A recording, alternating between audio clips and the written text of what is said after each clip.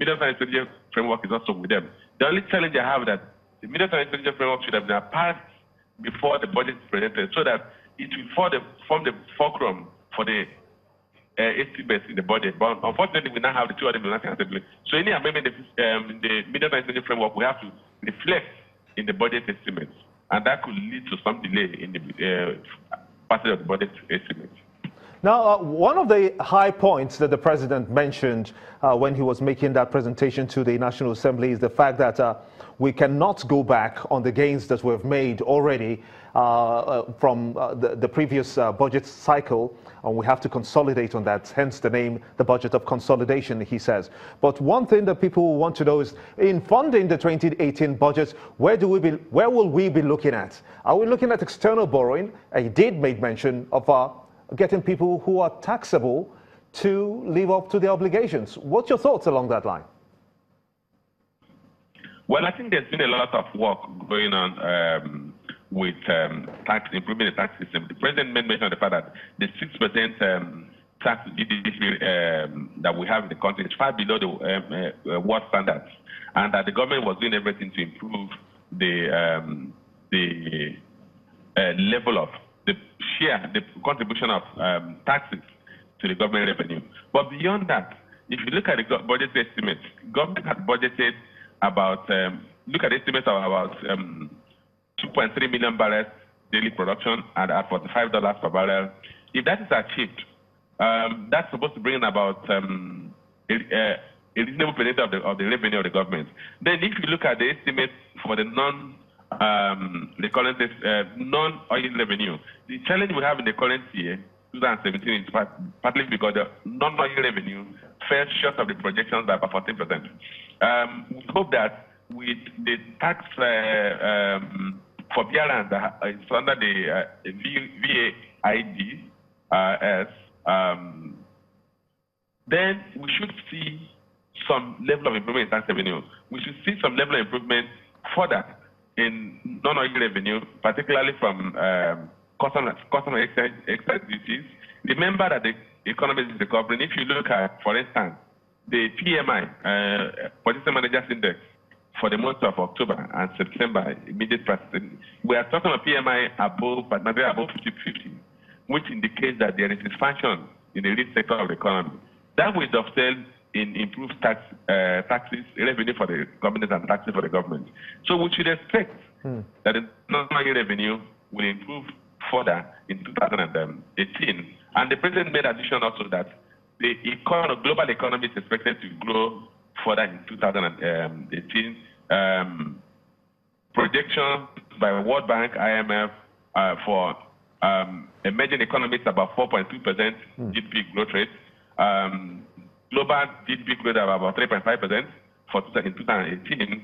So those are indicators that the prospect for 2018 is going to be materially better than 2017. But are you optimistic, though, about this budget of consolidation?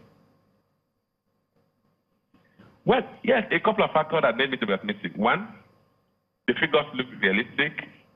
We are currently producing about 1.9, close to 2 million barrels crude. If you add the condensate, we'll be close to 2.3 million barrels. Somehow the government has also voted additional increased amount to sustain the peace in the Niger Delta. So if they're able to sustain the peace in the Niger Delta, we should expect that crude production should be able, including condensate, should be able to get 2.3 million barrels per day. If that's achieved, budget benchmark of crude benchmark of $45 per barrel seems to be relatively conservative given the current market environment. We have seen crude cost about $62 per barrel, although it dropped today to about $57 per barrel. But one should expect that crude price should remain above $45 per barrel. And so those indicate that once the government achieves its revenue budget, it's now left for the government to ensure that it remains the capital expenditure budget, which is what affects or impacts positively on the wealth of the citizens. Let me put you on a minute or two, just on hold for a minute or two, just to listen to what Mr. President said at his presentation to the National Assembly concerning some very salient issues concerning the 2018 budget. Take a listen. A total expenditure of 8.612 trillion naira is proposed for 2018.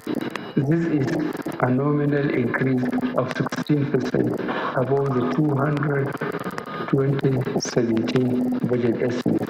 In keeping with our policy, 30.8% of 2.652 trillion naira of aggregate expenditure, inclusive of capital statutory transfers, has been allocated to the capital project. We expect our fiscal operations to result in a deficit of 2.005 trillion naira or 1.77% of GDP.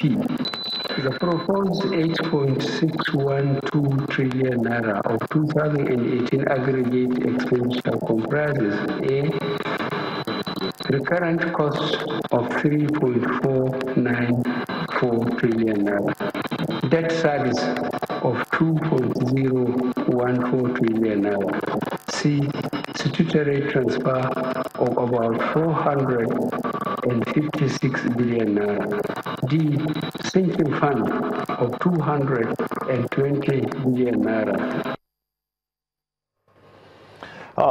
Do you get a sense that, after listening to that, do you get a sense that perhaps when the president is talking about 38, that will be 30.8% on capital projects, budgeted for capital projects, and then you also have when he talked about how well agriculture and other government initiatives have been able to sustain the economy.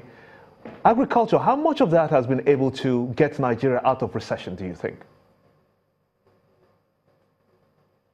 Well, I think in terms of agriculture performance, I somehow differ with the president's position because, one, if you look at the figures, if you look at the data from the Nigerian Bureau of Statistics, agricultural GDP growth rate has been declining for the past 6 quarters. But beyond that, we've also seen that the resistance in the inflation rate, the failure of inflation rate to drop materially because food prices have remained very stubborn. So we are not, in terms of agricultural production, it has not been reflected in terms of food prices. It also has not reflected in terms of GDP growth rate as it relates to the agricultural sector. But having said that, maybe sometimes some of these policies will have suffered a lag effect.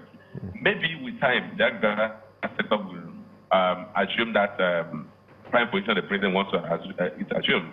But in terms of contribution to GDP, we still see agriculture about 23% contribution. We still see that agriculture GDP only grew in the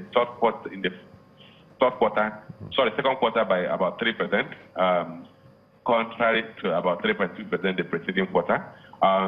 So agriculture, if you really want to explain the recovery in GDP or the positive growth in GDP, you can only situate it in the oil and gas sector. I want to thank you so much indeed, Johnson Chukwu, for talking to us on State of the Nation. Very candid views about the 2018 budget as presented by Mr. President to the Joint House of the National Assembly just moments ago. I want to thank you so much indeed for sharing your thoughts with us.